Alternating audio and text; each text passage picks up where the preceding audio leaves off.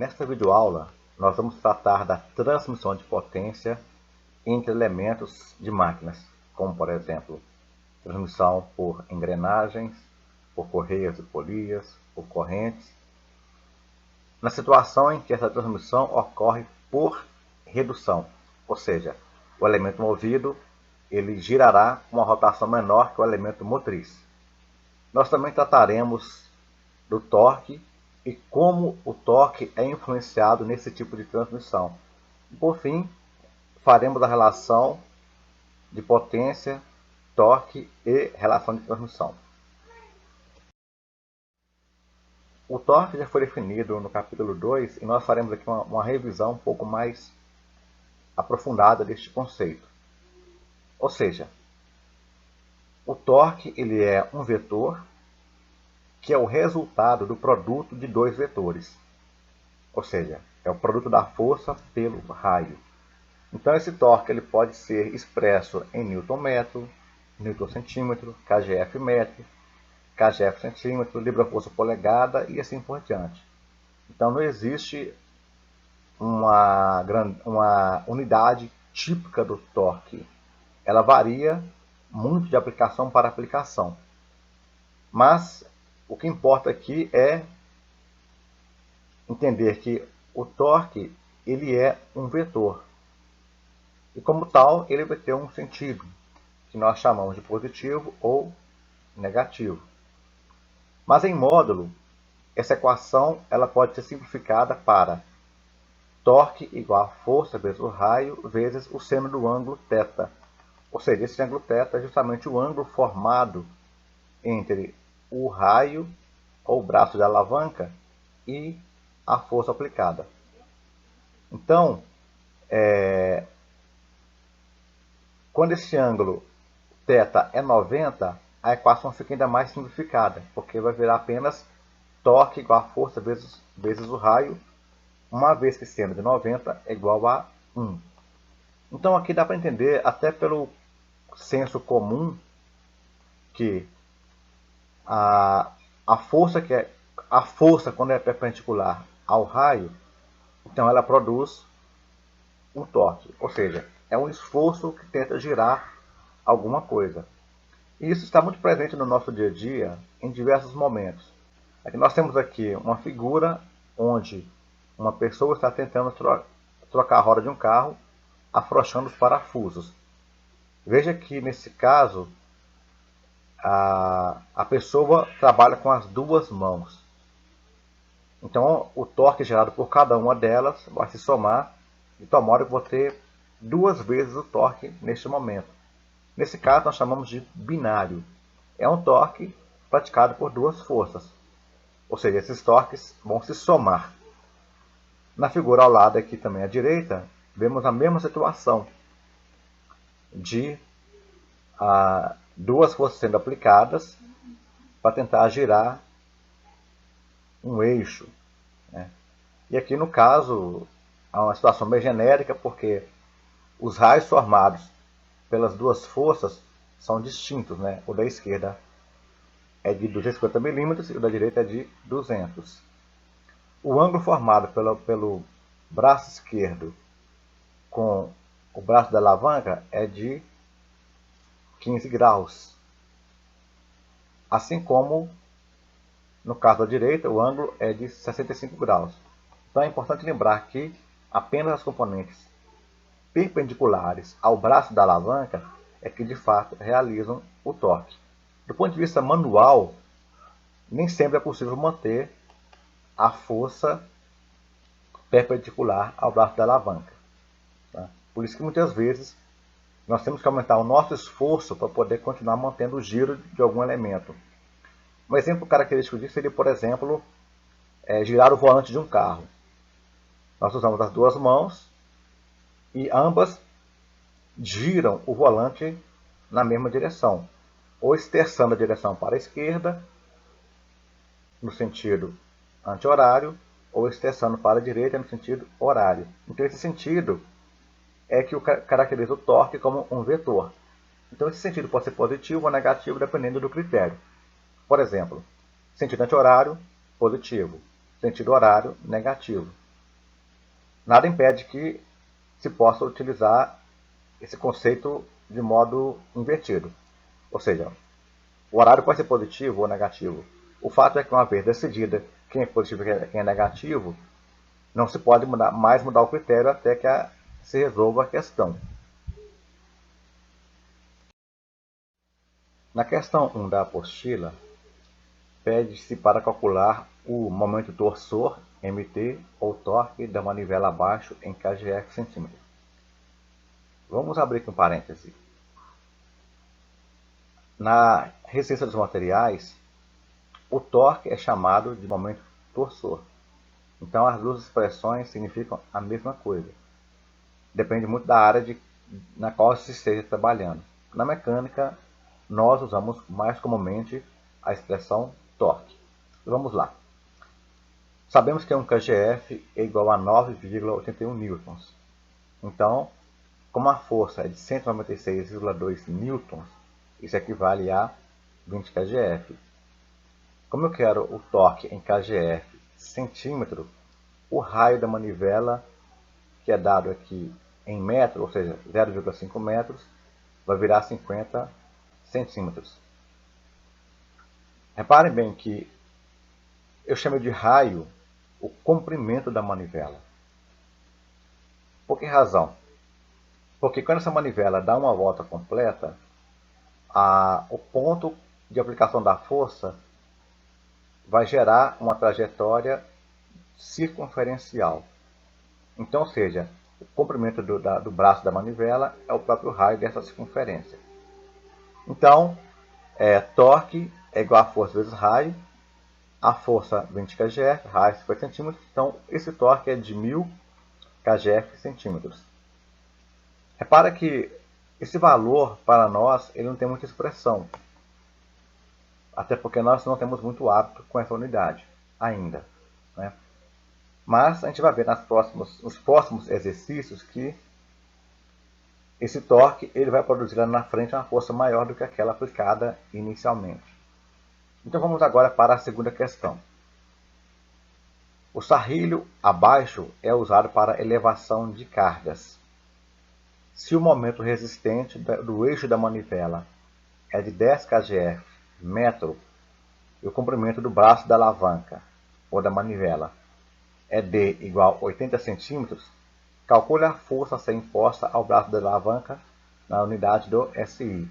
Ou seja, então eu quero calcular a força em Newton. Bem, então o torque que foi dado é de 10 kgf metro. Só lembrando, o torque ele se situa no eixo da peça em análise. No caso aqui, se é manivela, então o torque está no eixo da manivela. Esse torque é de 10 kgf metro. Mas torque é força vezes raio. Então, que força vai ser necessária para gerar esse torque? É só dividir esse torque pelo raio. Nesse caso, o raio que estava em centímetro vai ser transformado em metro, ou seja, 0,8 metro. Então daí nós temos que 10 dividido por 0,8 igual a 12,5 kgf. Então, uma força de 12,5 kgf aplicada no punho dessa alavanca ou dessa manivela vai gerar nesse eixo um torque de 10 kgf metro. Ou seja, essa força em kgf não está no SI, portanto, vai se transformar em Newton, ou seja, 125 newtons. Repara que também o Newton é outra unidade que para nós não faz muito sentido. Ou seja, é mais fácil imaginar a força em kgf, que para nós é a unidade mais usual. No slide anterior, nós tivemos que usar o comprimento da manivela para calcular o torque. Este comprimento fez o papel de um raio de uma trajetória circular da aplicação da força. Então, a manivela é um corpo extenso. Para nós considerarmos o equilíbrio de um corpo extenso, se nós utilizarmos apenas somatório de forças, quer seja na direção x ou na direção y, isso não é suficiente para definir que este corpo está em equilíbrio. Ou seja, o somatório de forças é igual a zero é uma condição de equilíbrio que só é suficiente para corpos que podem ser vistos como um ponto. Mas quando esses corpos têm dimensão, então é preciso de mais uma equação ou de mais uma condição para determinar uma condição de equilíbrio. Ou seja, nós temos que usar somatório de momentos igual a zero. Nós vamos ver isso mais adiante. Mas veja bem, no equilíbrio, os corpos estão em repouso ou movimento assim, com velocidade constante, em linha reta, e não giram. Então, não girar é uma condição de um elemento que possui dimensões, é um corpo extenso. Então nós vemos aqui uma figura esquemática de um macaco hidráulico, que aqui são aplicados dois conceitos. O deles é da hidráulica, que é do princípio dos vasos comunicantes. O outro conceito é o de alavanca. Então, o macaco hidráulico ele possui uma alavanca, e essa alavanca ela multiplica força. E essa força multiplicada, que seria no caso aqui da figura F1, ela vai gerar uma força F2 ainda maior. Então nós temos aqui dois mecanismos de multiplicação de forças. Então esse braço do macaco hidráulico, ou essa alavanca, na condição de equilíbrio, ela está sujeita a uma força Fm manual, né? Uma força F1, que é devido à pressão do óleo nesse pistão menor, e a reação no apoio, na articulação da alavanca. Se eu fizer aqui o somatório de forças, eu não consigo resolver o meu problema, porque eu tenho R1 e F1 como duas incógnitas. Então eu sei que Fm mais R1 tem que ser igual a F1. Contudo, eu não conheço nem essa reação no apoio, e muito menos a força F1, que é gerada como consequência da elevação de carga do outro lado do macaco. Então é preciso que haja de fato uma segunda condição, que é somatório de momentos. Então vamos ver a aplicação dessa ideia aqui na questão 5. Então nós temos na questão 5 uma balança que de um lado ela está com uma carga ou uma massa de 12 kg, distante 12 centímetros de um ponto de apoio. E do outro lado, uma carga de 4 kg, distante D2 do mesmo ponto de apoio. Então, aqui se quer saber qual deve ser essa distância D2, de modo a equilibrar essa balança. Então, se eu fizer o somatório de forças igual a Y, eu tenho ali a força F1, a força F2 e a reação R. Então, eu tenho 12 kgf do lado esquerdo e 4 kgf do lado direito. Então, vou ter 16 kgf apontando para baixo. Logo, o apoio da balança reage com 16 kgf. Mas veja bem, dessa forma, se esse apoio resistir com 16 kgf, não acontece a translação do braço da alavanca, mas pode acontecer o giro dele. Então, quem é que vai impedir o giro? É justamente o equilíbrio de momentos. Então, eu vou escolher um ponto ao longo dessa alavanca para analisar o equilíbrio de momentos. Como essa alavanca está em equilíbrio, qualquer ponto onde eu fizer a análise de equilíbrio de momentos, ou de somatório de momentos, isso vai ter que ser igual a zero. Então, de modo estratégico, eu vou colocar o ponto de análise, o ponto A, em cima justamente do apoio. Porque se eu não conhecer a reação no apoio, também isso não vai atrapalhar. Então vejamos. A força F1, devido a essa massa F1, ela gera um torque no ponto A, que seria F1 vezes a distância D1. E a força F2, ela vai gerar nesse ponto A um momento que é F2 vezes a distância D2. mais o momento da força R ou da reação R no ponto A. Acontece que a distância da força R ao ponto A é zero. Então daí vai ficar R vezes zero. Reparem que a carga de 12 kg tende a girar a alavanca no ponto de apoio no sentido anti-horário, que eu convencionei de positivo. Já a carga de 4 kgf, ou 4 kg, ela vai querer girar esse braço de alavanca também no apoio A, no sentido horário, que eu convencionei de negativo. Então, agora eu posso aplicar então, os valores nessa equação de cima. Quem é F1? 12. Quem é D1? 12 centímetros. Quem é F2? 4 kgf. Quem é D2? É a minha incógnita.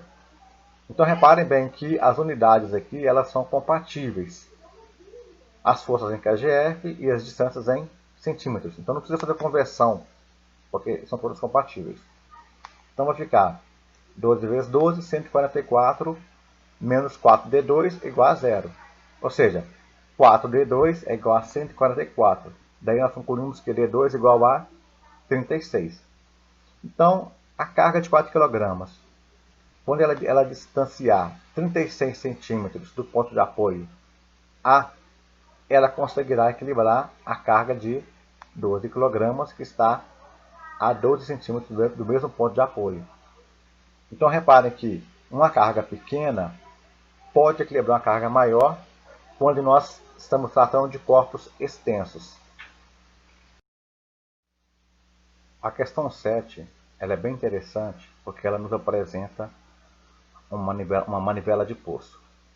Essa manivela de poço possui um tambor cujo perímetro é igual a 62,80 centímetros e uma alavanca ou uma manivela de 40 centímetros de comprimento. Pede-se para calcular a carga Q, ou peso,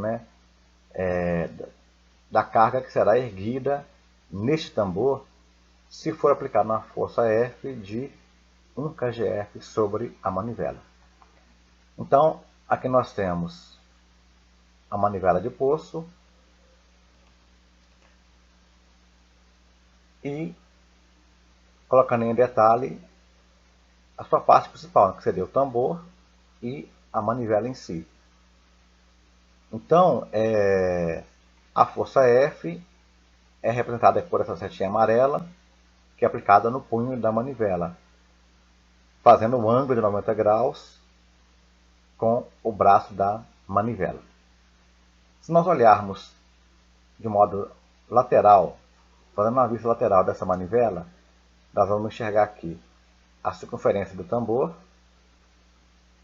o raio do tambor.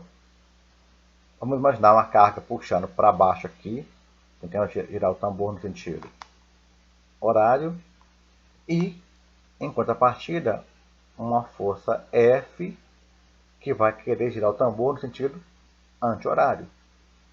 Então são dois torques que se opõem. Um que é girar no sentido horário e o outro no sentido anti-horário. Então, nós temos dois torques no mesmo eixo. Então, vamos aos cálculos. A força da manivela é 1 kgf, o perímetro, que é 2π vezes o raio, é igual a 62,8, então o raio é igual a 10 centímetros. Quem é o torque da manivela? O torque da manivela vai ser o quê? A força F vezes o comprimento da manivela. E temos, ou seja, nesse caso, a força F é 1 kgf, L igual a 40, então o torque da manivela é de 40 kgf centímetro. Na condição de equilíbrio, o somatório desses momentos, desses torques, é igual a zero. Como só tem dois torques, então o torque da manivela menos o torque do tambor é igual a zero. Ou seja, é um igual ao outro. Tá? Eles são diferentes apenas no sentido. Um é positivo, o outro é negativo. Mas o torque do tambor, ele é também visto como o produto da carga Q, que é a carga que vai ser erguida, pelo raio do tambor. Então, essa carga Q, ela é, na verdade, o torque do tambor dividido pelo raio do tambor. Nesse caso, o torque do tambor é igual ao torque da manivela, que é igual a 40. Dividido pelo raio igual a 10.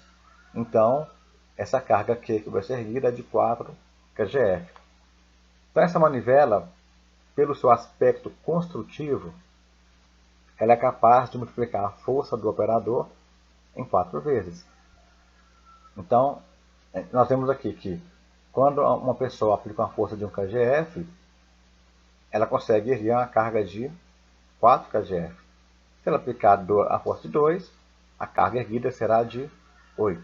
Então, por aqui a gente vê que, pelo torque, a gente consegue multiplicar forças. Nós vamos agora estudar a multiplicação do torque em um sistema de transmissão por redução.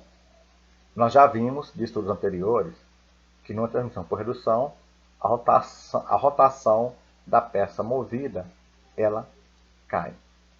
Mas e quanto ao torque? Nós vamos ver agora. Então, nós temos aqui na figura da esquerda uma transmissão por polias e correia.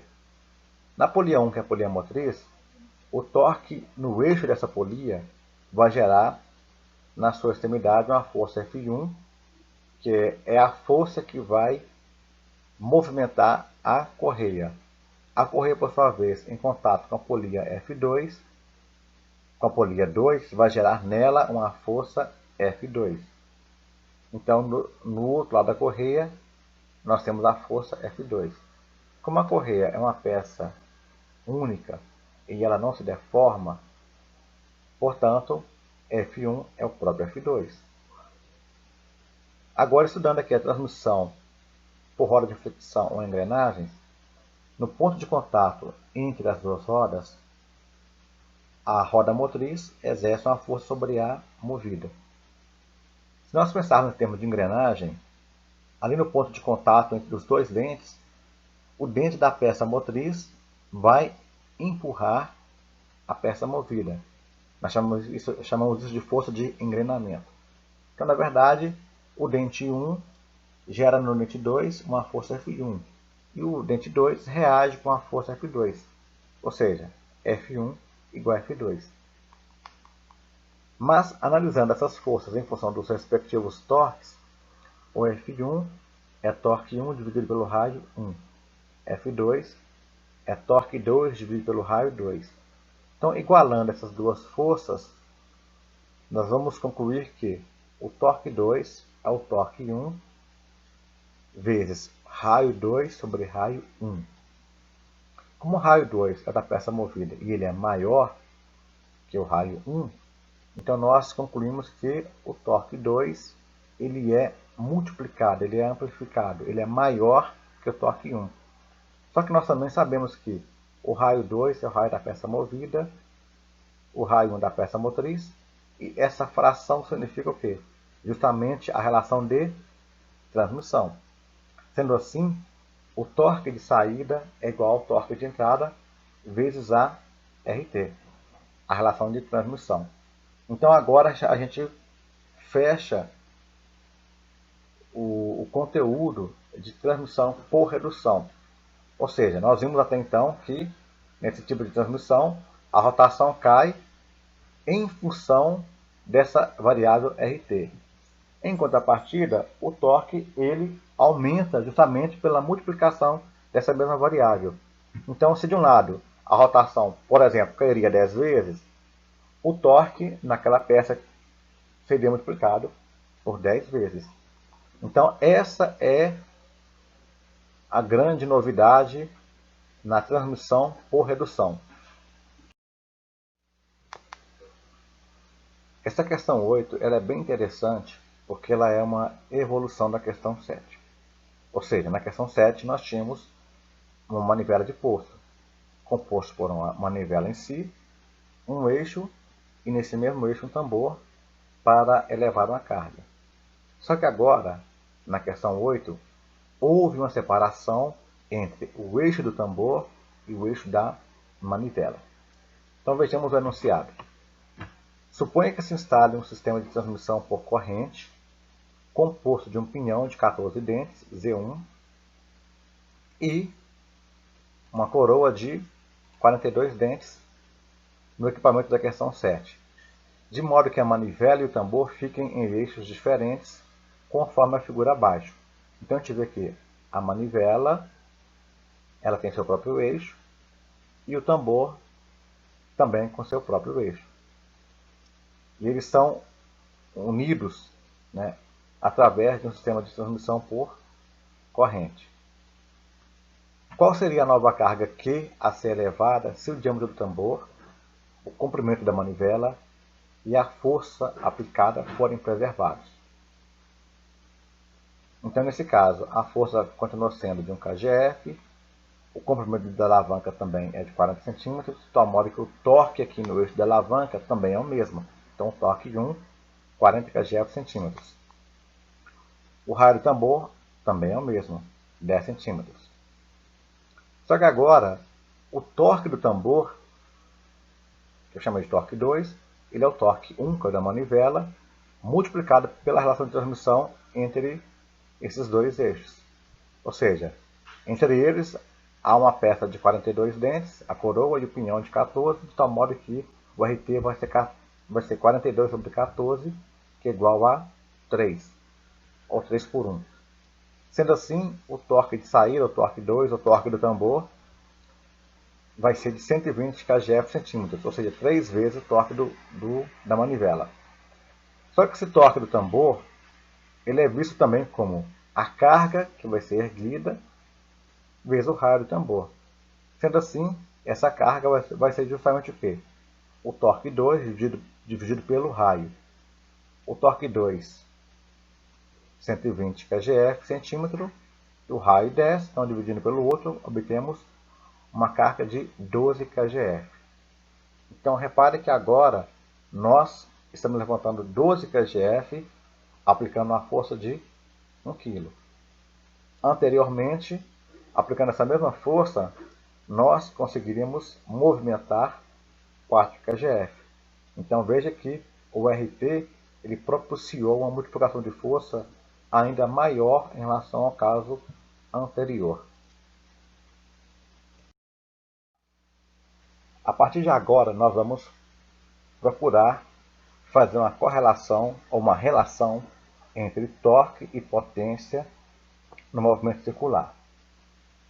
Neste movimento, ou nesse tipo de movimento, como a força produzida pelo torque é sempre tangencial ao espaço ou comprimento de arco, ΔS percorrido, a fórmula para o cálculo do trabalho é dada pelo produto entre ambos.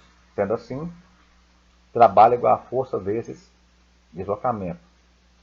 Ou seja, falar esse ΔS aqui ao mesmo tempo o comprimento de arco, como também o deslocamento linear em uma pista, por exemplo. A figura aqui ao lado ela nos dá uma melhor ideia do que estou falando. Então veja que nós temos então uma roda que está girando, ela gira sobre uma pista sem que ocorra deslizamento. Então isso é muito importante, que não haja deslizamento. Nesse caso, quando ela gira, ela varre um ângulo delta-θ e também um comprimento de arco ΔS. Então esse ΔS ele é ao mesmo tempo o espaço percorrido por uma pista.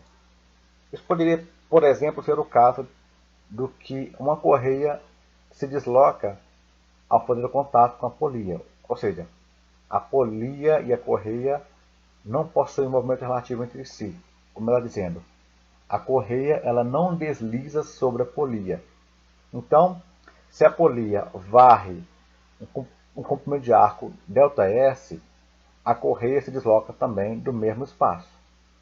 Então, nesse caso, esse ΔS, que é ou espaço percorrido ou comprimento de arco varrido, ele é raio vezes Δθ.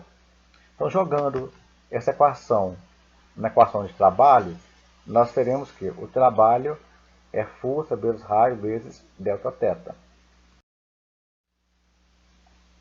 Acontece que o produto da força pelo raio ele é o torque. Então, o trabalho ele é igual ao torque vezes um ângulo delta θ em radiano. Tá? Então, é importante frisar isso. Este ângulo é sempre em radiano. Essa equação ela não é muito usual. Inclusive, ela não será usada neste curso, mas ela é um degrau para chegar na equação abaixo. Tá? Ou seja, vamos falar agora de potência. E a potência é justamente o quê? Trabalho sobre tempo. Então, jogando a equação anterior de trabalho na equação de potência, vamos ter que potência vai ser torque vezes delta θ, tudo isso dividido por delta t. Mas delta θ sobre delta t tem a dimensão de velocidade angular. Sendo assim, a potência vai ser igual ao torque vezes a velocidade angular. Nesse caso, a equação de baixo, em verde, nós destacamos as unidades para que essa equação seja válida como ela é apresentada. Ou seja, quando o meu torque é provido em newton-metro e o ômega em radiano por segundo, então a potência vai ser dada em watts. Então, sendo assim, nós temos que trabalhar com essas unidades que são características do SI. Ou seja, potência, watts, torque, newton-metro, ômega, radiano por segundo. Essa equação em destaque, potência igual a torque vezes ômega, ela nos lembra uma equação que nós já vimos no ensino médio, no movimento linear, né, movimento retilíneo uniforme, aonde potência é força vezes velocidade. Inclusive, dá também para se chegar, através dessa equação, à equação atual. Ou seja, se potência é força vezes velocidade, e se eu tenho um movimento circular, essa velocidade linear é ômega vezes o raio. Então, se eu jogar essa equação de ômega vezes o raio no lugar da velocidade linear, eu caio na mesma questão que eu tenho atualmente, porque vou ter força, ômega, raio. Se eu fizer uma mudança, vai ficar assim, força vezes raio vezes ômega. Ou seja, força vezes raio, torque. Ou seja, obtém a mesma equação de que a potência é o torque vezes a velocidade angular. Bem, nós temos que lembrar o seguinte, que o ômega ele não é uma unidade muito usual para nós. Mas como eu já frisei em outras ocasiões, ele é importante para nós fazermos os cálculos. Sendo assim, vou precisar transformar o meu ômega que está em RPM para radiano por segundo, para depois obter a potência ou torque que estiver procurando. Esta questão 14, também da apostila, ela é, por sua vez, uma evolução da questão anterior. Ou seja, no lugar da manivela, nós vamos colocar um motor elétrico. Então, suponha que a manivela do equipamento da questão 10 tenha sido trocada por um motor de 1,5 cavalo de potência que gira a 1750 RPM. Nessas condições, qual seria o valor da carga a ser erguida pelo equipamento? E qual seria a sua velocidade de elevação em metros por minuto?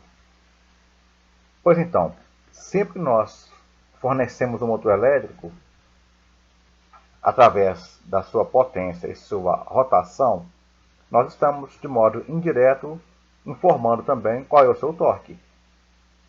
Enfim, então se nós transformarmos 1,5 cavalo vapor em watts, é só multiplicar por 785,5 e obtemos uma potência de 1103,25 watts. Então já transformamos a potência para a unidade do SI. E o ômega dado em RPM vai virar radiano por segundo. Então, se eu pegar esse valor M multiplicar por 2π sobre 60, nós vamos ter então que esse 750 RPM equivale a 183,26 radianos por segundo. Então nós vimos que a equação da potência é torque vezes ômega. Com isso, então, a gente obtém o torque do motor dividindo a potência pela velocidade angular. Então vai ser 1003,25 dividido por 183,26. Ou seja, o torque no motor é de 6,02 Nm. Andade aqui implícita, Nm. Mas como eu trabalhava anteriormente com kgf centímetro, então vamos converter isso de tal modo que eu tenho então um torque de 60,2 kgf centímetro. Por aqui eu já saberia qual seria a minha capacidade de elevação de carga. Porque no caso anterior, o torque da manivela era de 40 kgf centímetro. Agora esse torque foi substituído pelo torque do motor, que é igual a 60,2. Ou seja, é praticamente multiplicando por 1,5 vezes o valor do torque anterior. Se com o torque anterior eu levantava uma carga de 12 kg, se eu multiplico por 1,5 já obtenho 18. Né? Mas vamos continuar o cálculo aqui, só para nos certificarmos disso. O torque do tambor é o torque do motor vezes a relação de transmissão. Então vai ser 60,2 vezes 3, cujo valor vai ser 180,6 kgf centímetro. Então esse é o torque do tambor. É o novo torque do tambor, agora acionado pelo motor elétrico. Mas esse torque do tambor é também visto como a carga que vai ser erguida pelo tambor vezes o raio do tambor. Sendo assim, essa carga vai ser o torque de 180,6 dividido pelo raio de 10 centímetros. Ou seja, de fato, essa carga é de 18,1 kgf, como eu já havia calculado anteriormente.